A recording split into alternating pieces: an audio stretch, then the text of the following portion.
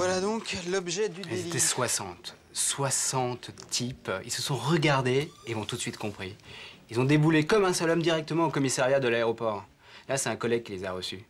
On imagine sa stupeur. Il a vu débouler dans son bureau 60 types sur leur 31 avec un bouquet de fleurs à la main, tous super énervés et brandissant la photo d'une pin-up en maillot de bain. Bah là, je crois qu'il a hésité entre la panique et un fou rire.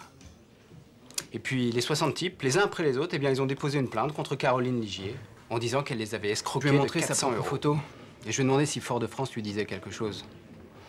Bon, elle était sur ses gardes au départ et puis elle s'est mise à parler assez rapidement. Bon, elle m'a expliqué qu'en fin de compte, elle avait passé une annonce matrimoniale depuis Paris pour rencontrer un type à la Martinique.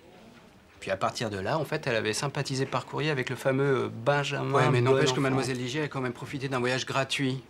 Elle y est restée quand même 15 jours. Puis je lui ai montré les 60 photos. Bah, à l'évidence, elle était sincère. Elle avait rien à voir avec les 60 gogos. L'inspecteur finit par comprendre le déroulement de l'escroquerie. Faites le calcul. 60 fois 400 €, ça fait la coquette somme de 24 000 €. Bon, il est quand même vrai que Bonenfant s'est donné du mal.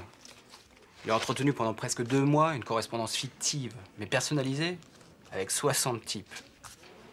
Bon, ça fait du boulot, hein, quand on y pense.